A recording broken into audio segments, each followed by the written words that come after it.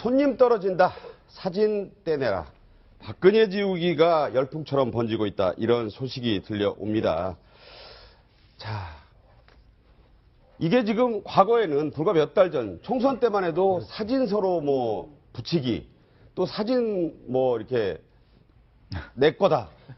존영이 안해라 뭐 존영 논란이었죠. 예. 이런 게 있었는데 이런 민심이 들립니다. 이제 상점에서도 자, 대통령이 들렀던 과일 가게 주인 손님들이 박근혜 사진 붙여놓으면 과일 안 사겠다고 해 사진을 떼지 않을 수 없었다. 이런 얘기 나오고요. 또 다른 그 관계자, 그러니까 서산 버들랜드 관계자 얘기인데 박 대통령 사진을 왜 전시하느냐? 보기 싫으니 없애라. 이런 민원이 빗발쳐서 할 수 없이 제거했다. 자, 이거 어떻게 봐야 됩니까? 그렇죠. 그 우리가 바로 얼마 전이죠. 몇 년 전에 우리 그 다른 대통령님들이. 자, 저거 보면요. 예. 그 유명한 청주 서문시장. 그렇죠. 그거 떼놓은 거예요. 저 구석에다가. 여기 연탄 그 쌓아놓는 데 앞에다가. 네. 그렇습니다. 아무튼 그래서 과거에 아니 지방선거 때만 해도 박근혜 대통령 마케팅을 한다고 그래가지고 박근혜 대통령을 봐서라도 한 번만 도와주십시오 해가지고 남경필 경기지사랑 다 회생했지 않습니까? 네. 거기에 비하면 정말 격세지감에 LPG통 뒤에다 숨겨놨네요. 그러니까 네. 완전히 사진을 갖다 버린 거나 다름없지 않겠습니까? 네. 그 정도로 국민의 민심이 지금 지지자들도 등을 돌렸다. 네. 지지자들의 실망이 분노로 같이 지금 가고 있다. 재작년 바로 이 시장을 방문했을 때의 박 대통령의 모습을 보고 계시는데요. 네. 예, 하지만 박근혜 대통령의 인기는 상당했습니다. 지난 여름 휴가 때 울산 곳곳을 찾아 이후 관광객이 급증하기도 했었는데요. 당시 그 모습 함께 보시겠습니다. 네.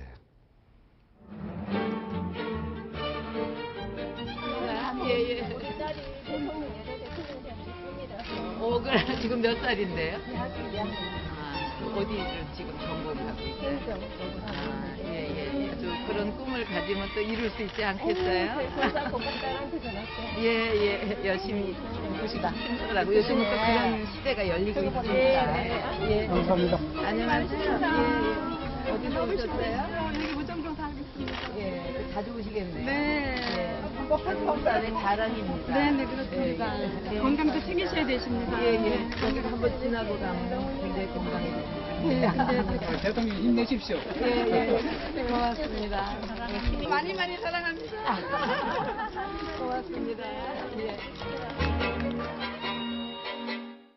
네. 저 때만 해도 분위기가 굉장히 좋았는데 네. 심리대 숲의 안내판까지 훼손돼서 철거됐다면서요. 그러니까 결국 통치자가 국민들한테 배신하면, 그러니까 네. 통치자가 국민들을 배신한 거 아니겠습니까? 어떠한 결과를 낳는지를 여실히 보여주는 것 같습니다.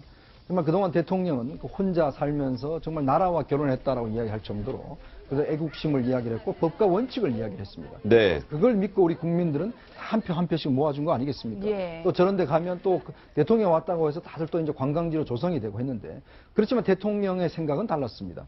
결국은 그 권력을 이용해서 최순실 일가의 축제를 도와줬고 또 자기에게 말을 지 않는 공무원들, 최순실과 도와주지 않는 공무원들을 다 잘라버렸습니다.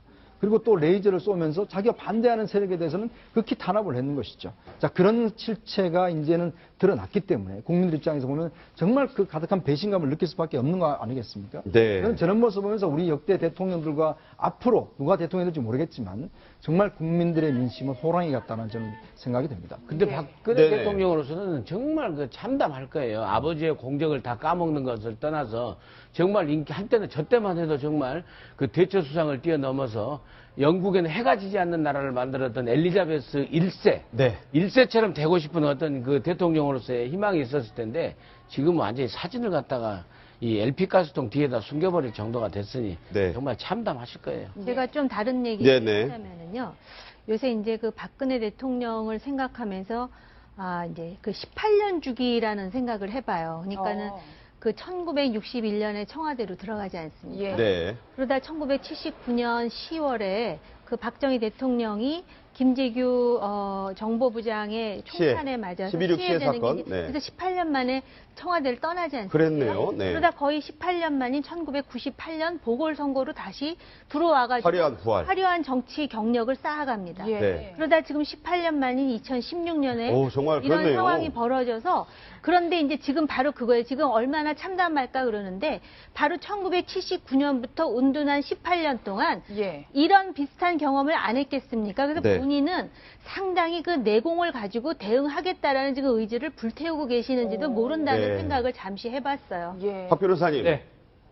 옛날 로마 황제들이 기록말살형에 처해져서 그게 이제 가장 뭐 사형보다 더 심한 형벌이다 이런 얘기 있었는데 뭐 조개구이집 사장은 하야 때까지 술 원가에 팔겠다 이런 얘기도 나오고 곳곳에서 이런 현상들이 전조가 일어나지 않나 이런. 안타까운 부분은 뭐 지금 호남은 2주 연속 지지율이 0이죠, 0. 1도 아예 0이고요.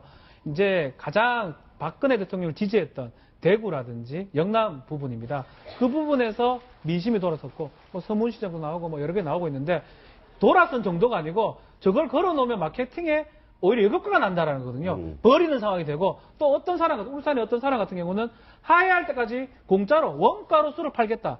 이거 자체가 사실은 무서운 그 나름대로 공약인 겁니다. 손해보고 팔겠다 이 아니 소리죠. 그냥 우리는 나 손해봐 좋으니까 좀 내려와 달라.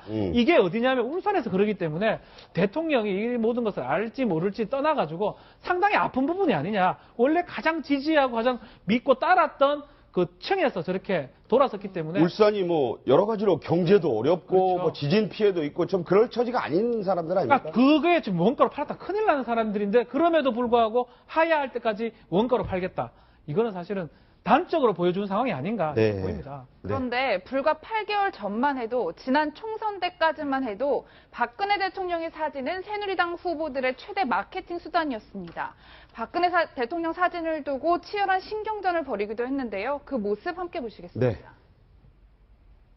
대통령님 사진은 그대로 계속 걸어둘 겁니다. 제 사무실에 계속 있을 겁니다. 우리 박근혜 대통령님 사진은 제 사무실에 오랫동안 거기 그 자리에 있었고 앞으로도 계속 있을 겁니다. 국회의원으로서 걸고 있던 대통령의 사진도 그렇게 갖고 걸고 있는 거 맞지 않습니다. 반납하셔야 되는 거다. 저 때만 해도 유승민 의원조차 당선의 보증수표 가져 사진이라는 생각을 했었던 거잖아요. 그럼요. 그게 이제 존영이라고 했지 않습니까? 당시에 그래서 예. 존영을 이제 프린터해서 이제 각 이제 지구당 사무실에 나눠준 건데 저걸 이제 또 반환해야 된다. 존영을 반환해야 된다 해서 또 그 조원진 의원 등 진박들이 아주 난리를 쳤던 공문 그런, 보내고 뭐 네, 그랬잖아요. 기억들이 납니다. 네. 참 저런 걸 보면 참 우리 정치라는 게 참 더덥다는 생각이 좀 들어요. 네. 불과 얼마 전에 저렇게 난리친 상황이 이제 와서는 결국 이제 또 아무도 찾지 않는 제가 아마 저 지금 존영이 어디 있는지 좀 찾고 싶어요. 권력 무상이다. 네, 보면은 있을 거예요, 저 사진도. 어디가 아마 어딘가에. 이제 아마 좀 네. 있겠죠. 있는데 정말 우리 정치가 정말 한 사람의 어떤 그런 카리스마의 어떤 의존해서 하는 네. 정치가 얼마나 위험한 것인가. 그러니까 자기 어떤 정치적인 비전과 이걸 보여주지 못하고 남한테 기대는 정치 이런 걸 보면 결국 그 진박들이라는 사람들이 그런 사람들 아닙니까? 다들 대통령을 팔아서 대통령 때문에 당선된 사람들 아니겠어요? 그렇죠. 자기 힘으로 당선된 누가 있습니까? 네. 그러니까 그런 사람들이 지난주에는 골프 치러 다니고 정말 그런 모습들을 보면 정말 국민들의 여론과는 전혀 정반대로 가는 그런 진박 감별사도 있었잖아요. 예. 그 간별사님 지금 어디 계신지 모르겠습니다. 네. 네, 박근혜 대통령에 대한 민심을 정확히 알 수 있었던 촛불 집회 후폭풍도 계속되고 있습니다. 특히 참석했던 연예인들이 계속 조명을 받고 있는데요. 그 얘기 들어보시겠습니다. 네, 앞에 제 낯익은 표창원 동생분께서 와 계세요. 예, 저 야당 정치인 여러분, 사실 제가 그냥 자발적으로 그래도 많은 도움이 되는 일을 하고 싶어서 하고 있죠. 혹시나 제가 그 정치인들 여러분 편인 것 같아서 좋아도 하실 것 같다 이런 생각이 드는데 좋아하지 마세요. 저는 시민들 편이지 정치인의 편이 아닙니다. 표창원 동생 잘 알아들었나? 내란이 무엇이겠습니까? 국가가 국민이 행복한 권리를 추구하지 못하도록 했다면 헌법 제10조 위반이고 저는 그것이 내란이라고 생각합니다. 박근혜 대통령은 지금 외친이 내친이 이런 이야기를 하고 계시는데 오늘 우리가 큰 소리로 한번 외쳐봅시다. 무조건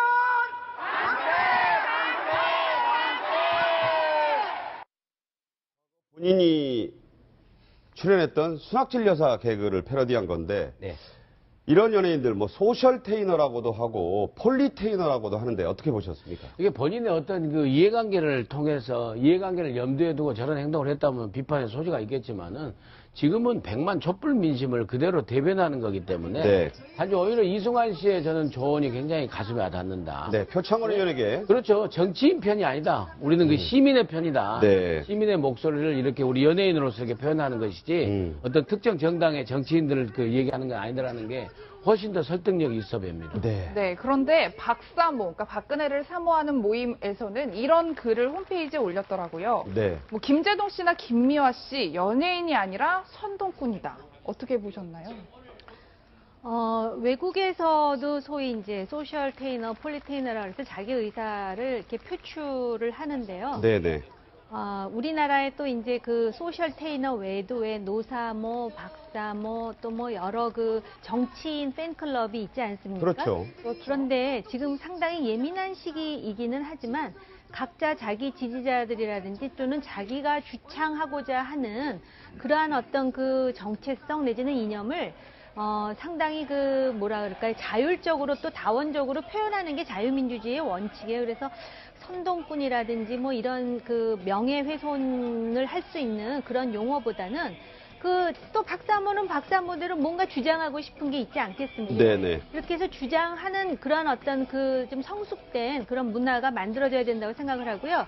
지난번에 시위할 때도 보니까는 상당히 그 어떤 그 목적을 가진 단체들도 상당히 많이 참여했었던 것이 사실입니다만은 예. 많은 자발적 시민들이 폭력을 자제하고 그리고 정말 어떤 특정 정치 단체나 정당을 위해서 지금 움직이는 것이 아니라는 걸 보여주고 있지 않습니까? 예컨대 네. 그 차은택이라는 사람의 외모에 대해서 야당의 모 여성 의원이 비하를 하자 당장 견제가 들어가지 않습니까? 네네네. 그러니까 그런 면에서 소위 어떤 특정 정치인을 지지하는 그런 단체들 또 소셜 테이너도 마찬가지고요. 그런 면에서 좀 더 성숙한 모습을 보여주면서 우리나라의 정치 문화가 좀 그 진화되지 않을까 하는 생각을 해보게 되는. 예. 네, 북한이 이번 사태에 관심 아주 지대하게 표명하고 있습니다. 이례적으로 만 하루도 지나지 않았는데 100만 촛불 집회를 신속하게 보도했습니다. 그 내용을 좀 보겠습니다. 박근혜와 최순실이가 남조선 전체를 저들의 사적 소유물처럼 여기면서 제멋대로 정치를 농락하고 있고 한 무식쟁이 로파가 대통령의 배후에서 권력을 독점하고 모든 병력을 제멋대로 주물러 대서 하루아침에 통째로 무너뜨린 이런 신뢰는 찾아보기 참 드물다고 해야 하지 않겠습니까? 저희가 그나마 좀 순화된 표현을 골랐는데 훨씬 더 저보다 더 강한 선동적 대화가 많습니다. 그렇죠. 어떻게 봐야 될까요? 악녀 뭐 이런 표현도 했었고요. 조선 방송에서 저리 빨리 사실은 북한 방송은 좀 늦게 보도가 됩니다. 그리고 뭐 며칠 지나서 보도가 되는데 하루도 안 지나서 신속하게 보도한 거는 북한 입장에서는 써먹기 좋은 어떤 상황이라고 보이고요. 다만 이제 100만 명이 지금 우리는 모였다고. 우리 또 집회 추산 인원인데 10만 명 좀 더 부풀려줘요. 예. 그건 모르겠습니다. 예. 부풀려면 120만 명 하든지 110만 명이 이제 모였다고 지금 얘기를 하고 있거든요. 전국적인 상황을 더했다는 분석도 예, 있습니다. 뭐 더해가지고 한 거, 그래도 10만 명이 되진 않을 걸로 보이는데, 어쨌든 북한 입장에서는 많이 모이면 모일수록 유리하기 때문에 네. 빨리 이렇게 보도가 된 것으로 이렇게 보입니다. 네, 이현종 의원님, 네. 북한 입장에서는 이번 촛불 집회를 놓고 자신네들의 유불리를 어떻게 따지고 있을까요? 일단 지금 북한으로 봐서는 정세 자체가 조금 유리하게 조성이 되고 있는 국면 같습니다. 네. 미국에 이제 오바마 정권이 가고 이제 트럼프 정권이 오지 않습니까? 그렇죠. 그런 면에서 보면 대북 정책에 대한 변화가 있을 것이고, 특히 또 지금 우리 대통령이 에이펙 회의에 불참하지 않습니까? 이 에이펙 회의라는 것은 지금 북한에 대한 제재, 지금 유엔 네. 차원의 제재가 아직 2달째 지금 안 되고 있거든요. 네. 그런 것들을 좀 추동시키기 위한 회의였는데, 결국 대통령이 이번 사태로 해서 결국 외교 자체도 지금 못하고 있는 상황이기 때문에 네. 북한에 대한 지금 압박 전술 자체가 상당히 허점을 드러내고 있는 그런 상황이죠. 아무리 그렇다 보니까 북한이 외교적으로 또 군사적으로 본다면 상당히 좀 호기를 맡은 그런 상황이 아닌가 보여집니다. 예. 그렇기 때문에 지금 우리 집회와 같은 경우도 저렇게 대대적으로 보도하는 이유도 그만큼 이 국면 자체가 자신들한테 유리하다, 이렇게 평가를 좀 하고 있는 것 같습니다. 네. 네. 자, 이 와중에 그나마 박근혜 대통령 때문에 그야말로 수시로 운다는 사람이 있지 않습니까? 네. 정호성 전 비서관 얘기인데요. 네. 왜 그럴까요? 그러니까 그 본인이 갖고 있었던 그 핸드폰 중에서 대통령의 그 목소리가 있어서 그게 대통령한테 큰 누를 끼치지 않겠느냐. 대통령이 어려워질까봐 대통령을 걱정하면서 검찰에서 굉장히 울었다고 그래요. 네네. 그래서 정말 그토록 그 대통령께서 염려하시는 그 배신의 정치라고 할까요? 네네. 그걸 갖다 지켜주고, 얼른 생각에 또 다시 이제 장서동 전 안기부장이 생각나는 거 아니겠습니까? 어떤 네. 속에서도 전두환 대통령 곁을 지키고 어떤 염려했던 그런 게 생각이 나는데, 그건 그거고, 네네. 저는 이렇게 국정농단에 있어서 최순실 씨하고 연락을 하고, 그 청와대에 서류를 가지고 밖으로 나와서 사설 청와대를 운영하는 듯한 했던 그런 데에서는 저는 엄중하게 네. 100만 촛불의 이름으로 저는 법적 책임을 져야 된다고 생각을 합니다. 네네. 그러니까 정호성 비서관이 이제 왜 이제 핸드폰에다가 이제 자동 녹음을 해놨냐면, 그 양반이 이제 하도 이제 업무량이 많고 하니까 네네. 많이 좋은 거예요. 그러니까 이게 전화 받을 때. 아, 그러니까 이제 꾸벅꾸벅. 예. 왜냐하면 이제 정호성 비서관한테 모든 업무가 다 몰리거든요. 네네. 뭐 장관들이 보고서 다 정호성 비서관을 통해서 가기 때문에. 그러니까 대통령이 수시로 이제 밤에도 전화하고 낮에도 전화할 때 수시로 전화하니까 본인이 이제 깜빡 졸면은 잘 들을 수 없지 않습니까? 그렇네요. 그래서 휴대폰에 자동 녹음 장치를 해둔 거예요, 그냥. 근데 이게 이제 나중에 되면 완전히 지금의 상황들을 뒤집는 이제 족쇄가 증거가 돼버리잖아요. 네. 그래서 처음에는 원래 정호성 비서관이 그 청와대에서 해촉된 이후에 집에를 안 들어갔다고 합니다.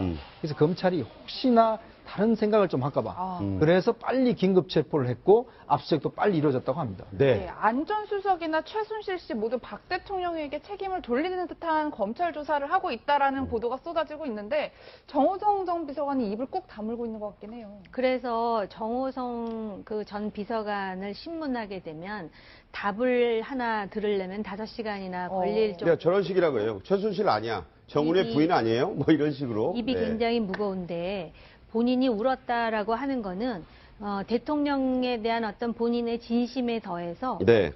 이렇게 역발상적으로 생각할 수가 있는데 저 전화 녹취록 속에 대통령의 연루를 증명할 수 있는 결정적인 어떤 그 녹취 내용이 있는 것이 아닌가. 네. 그렇게 이제 우리가 추정할 수도 있는 것이고요. 네. 그다음에 안 전 수석 같은 경우에는 본인이 이것이 그 뇌물죄가 적용되면은 굉장히 그 처벌이 굉장히 강합니다. 그렇죠. 그렇기 때문에 자기로서는 이제 그 시킨 대로 했다. 그리고 최순실을 아직도 한 번도 보지 못했다라고 하는 거 봐서는 네네. 교수 출신이고 아마 그거는 사실이 아닐까. 그런데 이제 안 전 수석도 그렇고요. 그 이전에 조원동 수석 얘기도 가끔 나오잖아요. 그렇죠. 그런데 이분들의 잘못은 적어도 고등교육을 받은 전문인 수석으로서 대통령이 잘못된 명령을 내릴 때 이건 아닙니다라고 단 한마디도 못하고 시키는 대로 했다는 자체가 잘못된 건데 네. 그런 거에 대한 아직 의식이 좀 덜하지 않은가 이런 생각을 해보게 되었습니다. 네. 여기서요. 박 대통령의 가신, 수족으로 불려온 문고리 3인방, 앞서 정 전 비서관 얘기를 했는데 나머지 2명 오늘 오전에 검찰에 불려 나왔습니다. 네, 검찰 취재기자 연결하겠습니다. 이동재 기자, 현재 상황 전해주시죠. 네. 네, 박근혜 대통령의 최측근 안봉근 이재만 전 청와대 비서관은 오늘 오전 이곳 서울중앙지검에 차례로 출석했습니다. 일단 모두 참고인으로 소환됐지만 조사 과정에서 피의자로 신분이 바뀔 가능성도 있습니다. 두 사람은 취재진의 질문에 검찰에서 말씀드리겠다며 곧바로 조사실로 향했습니다. 검찰에서 물어보시는 사실들에 대해서 있는 그대로 성실히 답변드리도록 하겠습니다. 안 전 비서관은 제2부속 비서관 시절 최순실 씨를 자신의 차량에 태워 청와대에 검문 검색 없이 자유롭게 출입할 수 있도록 도왔다는 의혹을 받고 있습니다. 청와대 문서보안을 담당했던 이재만 전 비서관은 구속된 정호성 전 비서관이 최순실 씨에게 청와대 문건을 유출하도록 돕거나 묵인했다는 의혹을 받고 있습니다. 검찰은 두 사람을 조사하다 혐의를 포착하면 피의자 신분으로 전환하는 것도 배제하지 않고 있습니다. 검찰은 박근혜 대통령에 대한 대면 조사 일정과 장소 등도 조율하고 있습니다. 당초 검찰은 내일이나 모레 조사하는 것을 청와대 측에 제시했는데요. 청와대 측은 대통령의 일정과 변호인 선임 문제 등을 검토해야 하기 때문에 모레는 돼야 입장을 정할 수 있을 것 같다고 밝혔습니다. 검찰은 박 대통령이 대기업 총수 7명을 독대하면서 미르와 K스포츠재단 출연을 강요하고 기업들의 민원을 들어줬는지, 다시 말해 대가성이 있는 거래를 한 것인지 확인할 방침입니다. 지금까지 서울중앙지검에서 채널A 뉴스 이동재입니다. 안봉근 전 비서관은 나오란 시간보다 30분이나 일찍 예정보다 빨리 나와서 말도 않고 쑥 들어갔습니다. 하지만 이재만 전 비서관은 제 시간에 나와서 그래도 얘기를 좀 했는데요. 자세히 들어보겠습니다. 인권 유출 박근혜 대통령의 지시였나요? 검찰에서 물어보시는 사실들에 대해서 있는 그대로 성실히 답변드리도록 하겠습니다. 정호성 전 비서관이 문건 건네주는 거 알고 계셨습니까? 검찰에서 모든 것을 다 말씀드리겠습니다. 최순실 씨 얼마나 자주 만났습니까? 오늘 검찰 조사에 성실히 임하도록 하겠습니다. 최순실 씨 인사에 얼마나 개입한 겁니까? 최순실 씨랑 언제부터 아시던 사이세요? 오늘 검찰 조사에서 기자 여러분들께서 궁금해하시는 모든 것에 대해서 성실히 답변드리도록 하겠습니다. 아이디는 왜 공유하셨나요? 네. 저 아이디가 이제 그레이트팍 1819 그 얘기인데 박 변호사. 네. 두 사람의 스타일이 좀 다르잖아요. 왜 그랬을까요? 차이죠. 사실은 이재만 전 총무비서관은 포토라인에 서서 답변을 하려고 아마 얘기를 한 것 같고요. 네. 안봉근 전 비서관 같은 경우는 막 추측하건데 좀 일찍 와서 포토라인 없이 들어가려고 생각한 것 같아요. 왜냐하면 얘기를 이제 하려는 사람도 있고 얘기했다가 혹시라도 욱하는 마음에 다른 말을 할 수 있기 때문에 네. 안봉근 전 비서관은 아마 그것 때문에 일찍 와가지고 그걸 그냥 통과한 것으로 보입니다. 다만 두 사람은 아직까지는 혐의가 있는 건 아닙니다. 안봉근 비서관이 최순실 실어 날랐다. 이 부분은 범죄는 아니거든요. 네. 총무비서관이 뭘 했다는 건 보안 규정 위반이고 징계 사유가 될 뿐이지 아직은 범죄가 아닌데 조사하는 과정에서 특히 정호성 전 비서관의 기록 유출이라든지 인사 개입 이런 것들 혹시 더 나온다면 피의자로 바뀔 가능성도 배제할 수 없습니다. 그렇군요. 지금 이 3인방은 이 박근혜 대통령과의 관계 때문에 지금 그 비난의 대상, 문고리 3인방으로서 비난의 대상이 되고 있지만 그러니까요. 박근혜 대통령 입장에서는 아마 가장 믿고 의지할 수 있는 사람들 중에 그 세 사람 아니겠습니까? 그렇죠. 저는 사실은 이제 조금 다른 생각인데요. 이게 본인들의 어떤 그 업무 행태와 좀 관련이 돼 있었나? 잠깐 그런 생각을 했어요. 네네. 안봉근 비서관의 경우는 박근혜 대통령을 밀착 수행하는 역할을 했기 때문에 항상 30분 전이 몸에 배어 있었던 게 아닌가. 스타일상? 네, 그 다음에 이제 이재만 비서관의 경우에는 한 번 경험이 있지 않았었습니까? 정윤회 문건 당시에. 그러니까 그렇죠. 자기가 포털 라인에 서서 어느 정도 발언을 하고 또 자세한 것은 들어가서 얘기하겠다라는 정도의 그 이야기를 하고 들어간 것이 아닌가 이제 이런 생각이 들고요. 네네. 사실은 정호성 또 안봉근 그다음에 이재만 비서관이 과연 들어가서 어떤 얘기들을 할지는 모르겠지만 그 정호성 비서관의 그 이제 행태에 대한 그 검찰의 이야기에서 볼 수 있듯이 이 사람들이 느끼는 그 소외와 회한이라는 거는 아마 우리가 상상하는 이상이다 이렇게 생각이 들어가네요. 네네. 이 의원님 이런 네. 와중에 박지원 비대위원장이 SNS에 이런 글을 올렸어요. 청와대 관저는 왜 그렇게 크고 천정은 높습니까? 사람이 없으면 외롭고 힘든 곳이 청와대입니다. 하물며 18년 기르던 개도 없어지면 마음이 어떻겠습니까? 18년 수족의 3인방 최순실, 김기춘, 우병우, 안종범 모두 떠났습니다. 네, 18년이 아까 정전 의원 얘기 때도 나오는데 계속 그 시간이 나오네요. 네. 그럼요. 이게 이제 청와대가 이 설계될 때부터 이 천정을 굉장히 높게 했어요. 그래서 이제 그 항상 이야기하는 이야기가 비서실장 한 분들이 하는 이야기가 네. 대통령 결재받으러 사무실에 들어가지 않습니까? 그럼 책상까지 가는데 한참 걸린답니다. 예. 그러면 그 걸음 한 걸음 할 때마다 자신이 점점 위축되는 느낌이 든대요. 네. 대통령의 딱 그 책상 앞에 서면은 몰래 하려고 했던 말도 생각이 안 날 지경 정도 네. 그렇게 되고 또 대통령 관저도 김대중 대통령 때는 워낙 관저가 커서 도저히 두 분이 자면은 무서워서 못 잤답니다. 그래서 네. 나중에 공사를 해서 그걸 잘라서 그러니까 이 침실을 잘라서 공사를 하기도 하고 사람이 없으니까 경호원을 가지고 경호원을 방 안으로 이제 와서 여기서 근무를 하라고. 왜냐하면 네. 아무 그 없으니까. 그러니까 지금 대통령 입장이 그럴 겁니다. 왜냐하면 대통령이 또 청와대에 이제 관저에 있으면 불도 아무것도 안 켜고 이제 스탠드 하나만 켜놓고 계세요. 네. 자, 그러면 지금 거기에서 수족같이 놀던 3인방이 없지 않습니까? 그렇죠. 또 거기 또 뭐 이영선, 그 다음에 윤전추처럼 행정관 또 지금 뭐 없잖아요. 자, 그런 상황이 되다 보니까 대통령이 정말 일거수일투족 수발된 사람도 없고, 좀 머리 만져준 사람도 없고, 옷 지금 창조준 사람도 없고. 그러니까 대통령 입장에서 보면 아무도 지금 고립무원의 상태 이런 거기 때문에 정말 고독과의 전쟁이 오히려 더 큰 제가 볼 때는 걱정거리가 아닌가 이렇게 생각이 듭니다. 그래도 박지원 비대위원장이 본인이 비서실장도 해봤으니 그렇죠. 이렇게 대통령의 마음을 헤아리는 듯한 글을 남긴 것 같아요. 아이, 그렇죠. 이제 가신들 해보셨기 때문에 너무나 아는 겁니다. 근데 우리가 아무튼 제가 늘 말씀드리지만 아무리 그렇더라도 감정적인 것, 그다음 원정주의인 것은 그건 그거고. 네. 우리가 이 국정농단이라든지 이런 운영에 있어서 철저히 바랍니다. 가신 그룹으로 치면은요. 아니, 김대중 대통령은 80년에 내란 음모로 가서 저기 김옥두 그 가신 의원 같은 건 어쩐지 아십니까? 김대중이 내란 수괴라고 이제 인정만 내보내준다 했는데도요. 네. 절대 안 내보내죠. 오히려 그랬어요. 김대중 하지 말고 김대중 선생이라 하라고. 네. 그래갖고 한 번 더 고문 당했다는 거 아닙니까? 네. 근데 가신들은 그렇게 충성을 하는 겁니다. 네. 문고리 선민박 이전에는 대선 유세 때 이 숨진 이춘상 보좌관이 있었고 또 그 이전에는 또 정윤회 씨가 이제 비서 출신 아닙니까? 이들이 지금 과거의 모습인데 아무도 없죠 이제. 원래 이춘상 보좌관이 선임이 있습니다. 그렇죠. 4명 중에서는 가장 먼저 앞서고 사실은 대통령이 가장 신임했던 그런 보좌관이 이춘상 보좌관이고. 네. 그러니까 정윤회 비서실장이 있어요. 그런데 정윤회 비서실장은 2007년도에 이제 경선 들어오면서 그때부터는 헤어졌죠. 그 이후부터는 사실 이춘상 보좌관이 주도가 돼서 지금 당시에 이제 문상의 그렇죠. 모습이에요. 그러니까 대통령이 저렇게 직접 문상 가서 나중에 발인까지 본 사례는 처음입니다, 사실은. 며칠 전이었지 않습니까? 처음이자 그때가? 마지막입니다. 예. 그러니까 그런 면을 볼 때는 이춘상 보좌관이 차지하는 그 비중이 굉장히 컸다라고 할 수가 있죠. 네. 그때 유세 때 차를 타고 가다가 교통사고로 그때 이제 전복돼서 숨진 경우입니다. 네.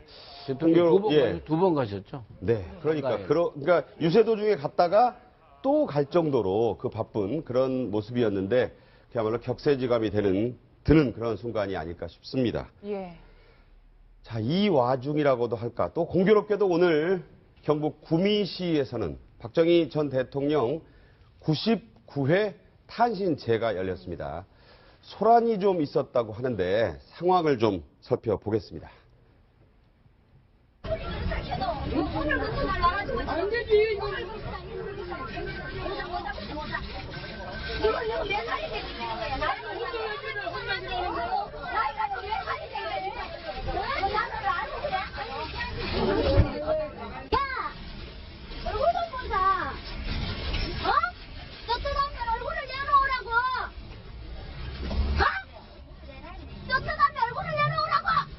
수고하지 마시고 그냥 하던 일 하세요. 가시고.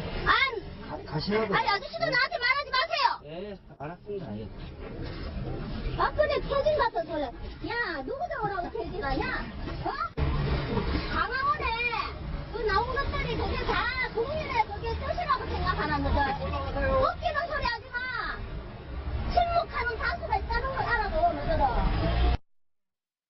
자, 이게 이제 99주년 탄신제 원래 이제 잡힌 거고요. 네. 향리이지 않습니까? 구미. 그쪽의 정서는 또 뭐 이런 자리에까지 와서 저렇게 피켓 시위를 하나 그런 것도 있는 모양이에요. 지금 이제 경북 구미 같은 경우는 그래도 대통령의 생가가 있는 곳이고요. 네. 여기에 이제 사실은 생가 보존도 해놓고 네. 그렇기 때문에 일반 행사를 집행하는 입장에서 하필 박근혜 대통령 퇴진 부분 나오니까 네. 싸움을 한 걸로 보입니다. 다만 이제 경북이라든지 대구의 민심도 저도 대구 출신이다 보니까 네네. 민심도 저렇게 이제 박정희 대통령이라든지 박근혜 대통령을 옹호하기보다는 촛불 민심하고 가깝다고 저는 개인적으로 보이고요. 저 하는 사람들 입장에서는 집행하는 사람들이다 보니까 아마 저런 거가 된 것 같고 다만 박정희 전 대통령하고 박근혜 현 대통령하고는 공과 가를 좀 구별해야 되지 않겠나 뭐 이런 개념을 갖고 있는 게 아닌가 이렇게 보입니다. 네. 이게 여러 가지 함의가 있는데요. 박정희 대통령의 탄생 99주년 기념 행사에 저런 이제 상황이 벌어졌다는 거는 네. 여전히 박근혜 대통령은 박정희 대통령의 딸로서의 뭐 긍정적이든 부정적이든 후광 같은 것이 있다는 거를 부정하기 어려운 것이고요. 네. 또 하나는 우리가 상당히 이제 우리 민족성이 굉장히 감성적인 측면이 있죠. 지금 이제 이런 상황을 보면은 우리가 그래도 굉장히 침착하게 하지만은 그 이성보다는 지금 감성이 굉장히 지금 이제 그 지배하는 그런 일련의 그런 어떤 그 경향이 있거든요. 그러다가 또 이제 잊어먹기도 하고 몇 년 지나면 없어지기도 하고 아마 제가 모르긴 몰라도 전두환 전 대통령의 생가에 가면 또 그분을 기리는 많은 사람들이 있지 않을까 이런 생각도 하면서 저것도 그렇습니다. 저것도 탄신제를 하려고 하는 분들은 또 이성적으로 하고 네. 또 그거에 대해서 자기 의사를 표출하더라도 적어도 탄신제를 좀 저렇게 방해하는 그러한 표출은 정도. 좀 그렇지 네. 않겠습니까? 서로 그러니까 정도라는 걸 지키고요. 또 하나는 이런 부분입니다. 지금 박근혜 대통령의 오늘날의 모습이 네. 박정희 대통령이 물론 공도 있고 과도 있지만 그 공의 부분까지도 그 희석시킬 수 있다라는 그 상황을 엄중하게 좀 받아들여야 되지 않을까 하는 점에서 그 말씀을 드리고 싶습니다. 구미에서 올라온 얘기는 박정희 전 대통령이 과거에 최태민의 싹을 좀 잘랐더라면 제거했더라면 이런 일은 없었지 않았을까 하는 자탄도 좀 나온다고 해요. 아, 그렇죠. 근데 박정희 대통령이 살아 생전에 최태민의 싹을 자르려고 이제 흔히 말하는 친국, 직접 최태민을 불러다가 대통령이 물어보는 그 과정까지 있었는데 그때도 박근혜 대통령이 감싼 거예요. 그렇기 때문에 꼭 박정희 대통령 뭐 탓할 것도 없고 그때 당시에 심지어는요.